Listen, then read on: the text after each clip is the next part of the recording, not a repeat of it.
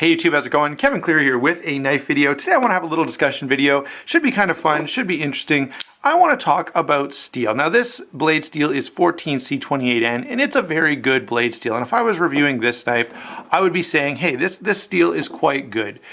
This is D2 in the Rat Model 1. And again, this is pretty good blade steel. And once again, if I was reviewing this knife, I'd be saying, hey, the steel is good to go. What else have we got? Here we have a Curtis F3 in CTSX HP. Again, very, very good. Obviously higher performance than the other two. And here's S30V in the Manix 2 lockback.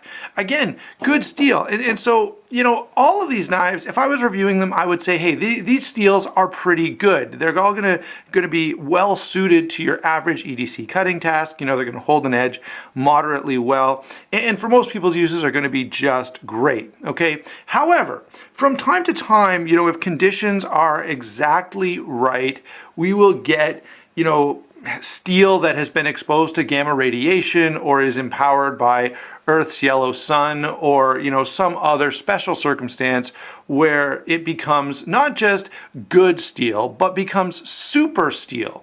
And these super steels are pretty popular and in fact becoming more and more common. It's sort of like the MCU, where every time you turn around, you know, there's another superhero that's coming on the scene with new powers and of course a new season of episodes to watch, which I'm not going to complain about in the least. So we've got these steels that can, you know, leap tall buildings in a single bound, you know, faster than a speeding bullet, stronger than a locomotive, all that kind of stuff. And people love them. And of course, as steel nerds, we love this stuff. And I think there's something in many of us, especially maybe guys more so than the fairer gender, that sort of says, I want to have the best. I want to, you know, have the strongest and the toughest and the whateverest that we can possibly have, okay? And so we go looking for not just the regular steel, but the super steel. And that's what I want to talk about. Now, one of the things I should point out in the beginning is, you know, the reason I brought up superheroes in this video is because some super steels are like superheroes. They can do one thing really well, and that's it. You know, so some aspect of performance, maybe corrosion resistance or edge retention or Rockwell hardness or, you know, something else is maximized. Toughness, durability. Something is really, really high, and oftentimes other areas may suffer, but that one area is really, really good. And usually when it comes to steel, it's going to be edge retention, which is a result of, you know, a combination of hardness and wear resistance and a number of other factors. By the way, I'm going to link in the video in the description down below a discussion about steel and hardness and all of that from Ferrum Forge Knife Works YouTube channel. There's a great discussion. Elliot, I believe, gets pretty detailed, and it's absolutely worth your time and energy to check that out. The other video that I would recommend when it comes to steel is Cedric Nada, Gear and Outdoors. I don't know if he has a video just about super steels, but he definitely has a couple where he sort of categorizes a number of different steels that is well worth your time. So I'm going to link both of those down in the description box below. All right, let's get one last thing out of the way. And I know we're 3 minutes in, guys, but we've already been talking a little bit about steels. But the other thing that I want to point out is there are some other considerations that matter here. Okay, so heat treat matters. So it may be that you have two, why didn't I... You may have two knives in the same steel, and I have another D2 knife that I could pull in just out of reach, so I'm not going to be able to do that. But you could have two knives in D2 steel that perform very differently because of the way that the heat treatment is done. And sometimes that really matters. For example, Buck's 420 HC is going to outperform, you know, normally I would say just skip 420 HC, it's not going to be very good. But when it has the Paul Boss heat treat from Buck, it's actually not bad. So that's how much difference heat treat can make. And you get into the same kind of scenario. Let's get some different knives in here with some steels that would possibly be called super steels. Anyway, the point is you may have an M390 knife or an S35 VN knife or some other steel, and it not perform as another knife that you have in your collection with the exact same steel because of the way that knife is treated and the way it's finished. All of you guys remember the difficulty that Kershaw had when it started using LMAX. And LMAX is a great steel, a really versatile steel, but it does struggle a little, but certain makers struggle a little bit, and by makers I should say manufacturers, to get it exactly right. Okay, so let's ask that question. What makes this steel a super steel?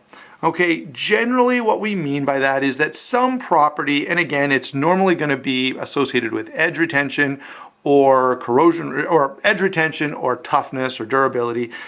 So if a steel can take a really good edge and just hold it and hold it and hold it for a long time, we normally start to call that a super steel.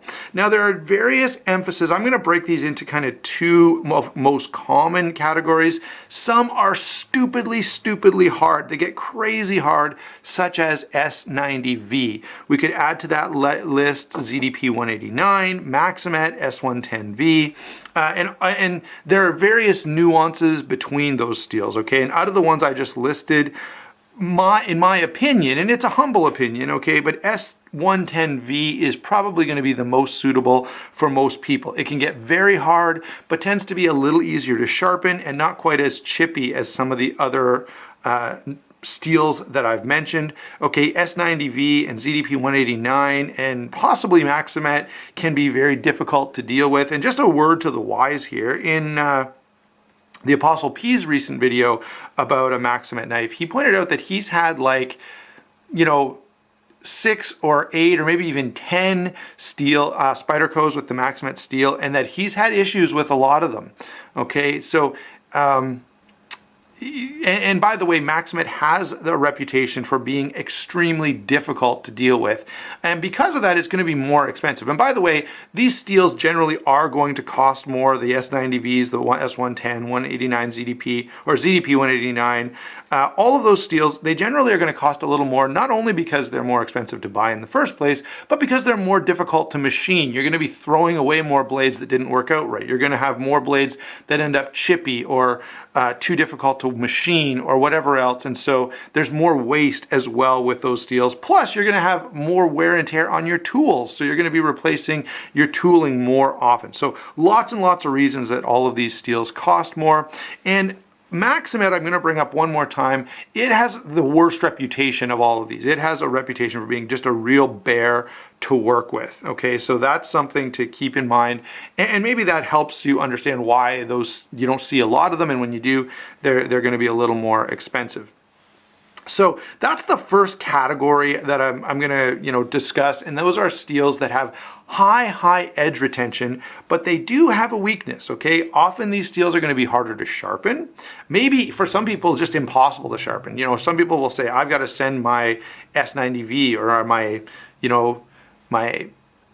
S110V steel knives away. I just can't deal with them. Probably not for most people, but there may be some that are like that. And if you're in that boat, I would say just be patient, and you'll eventually get it figured out, so you can kind of know how to deal with those steels. Okay, now the other the other main sort of category of super steels that I want to talk about would be steels that are extremely well balanced. So these steels have high corrosion resistance, they have high durability, they have high toughness, they have high edge retention, and so they're a really nice balance, and those are the ones that I tend to prefer. Okay, so probably the two best examples we've got here are very chemically similar, M390 and 20CV. Now we could add to that list CTS 204P, and they're all very chemically alike and perform very much alike, and they all perform extremely well. And I would say M390 is the most well-known of these, and M390 is being found more and more in a lot of different companies and in a lot of different knives, and even at a lot of lower price points, such as the steel wheel cut jack in M390.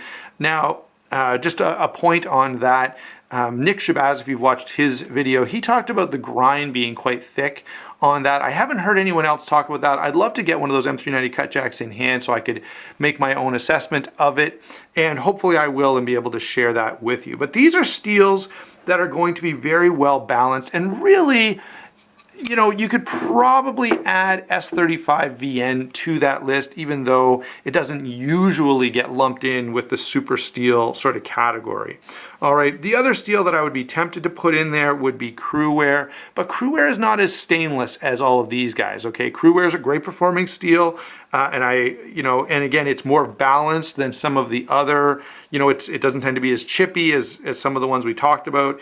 It doesn't tend to be as rust prone as, say, 3V or M4, so it's again, I'm kind of going to throw it into this balanced list with some reservation. All right, now, moving on from those categories. So now we've talked about the category of super, super high hardness, super good edge retention, but maybe not ideal for all EDC cutting tasks because they're so hard, they may be chippy or they may be hard to sharpen. Okay, so that's category 1. Then we've talked about category 2, which are definitely more balanced steels like M390 or 20CV that really perform well in an all-around way. They tend to be a little more expensive, although that's increasingly not the case. Now there are some other steels though, and I don't really have any good examples, so I'm just gonna get some knives in here that we can sort of use as eye candy. And talk about steels that are high toughness: 3V, M4, D2, 4V, Bussy's INFI, and I'm not even sure what I'm supposed to say about that INFI.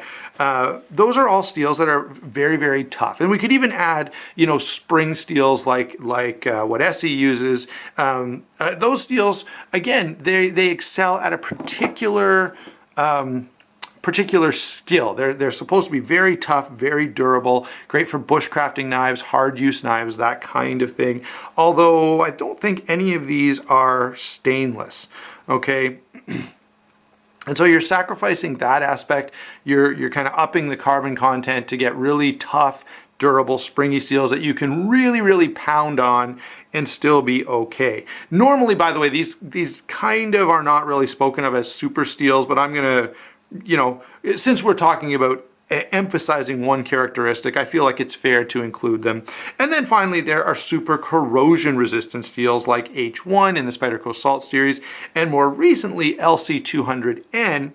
And LC200N I haven't tried yet, but I really, really want to. I hope to be able to check out a knife with that steel in the not too distant future, all right, and be able to share that with you. I'm not sure which one it's going to be. Honestly, I find the new Spydercos with the LC200 kind of ugly. Hopefully the Spidey Chef, it's probably the most interesting to me, so maybe I'll get a chance to mess with that one a little bit. And then I'll have more to say about it. But people that I trust and respect have been fairly positive with it. So finally, let's talk about the steels that are not great but are still good. Okay, here we have S30V. And S30V, it's in a lot of Benchmades recently. It's in the Benchmade Freak, it's in the Benchmade Crooked River, the Benchmade Boost. Of course, a couple of new Spydercos. This guy, the Manix Lockback, the Sliver Axe, and a few others. Do I have a Sliver Axe around here that I could show you? Oh yeah, look at that. So S30V in the Sliver Axe, CTS XHP that's often in cold steel, and great knives, and S35VN. All right, guys, so let me say, to kind of wrap things up, that the reality is there are tons of great steels out there, and for a knife to be good and for me to really like it and enjoy it and recommend it to you guys, it doesn't need to have a super steel as far as I'm concerned. Even something like 14C28N or D2, or a number of other steels I'm going to be quite happy with and I'm going to recommend for most people. Thanks for watching. Don't forget to like and subscribe, and we will talk to you soon.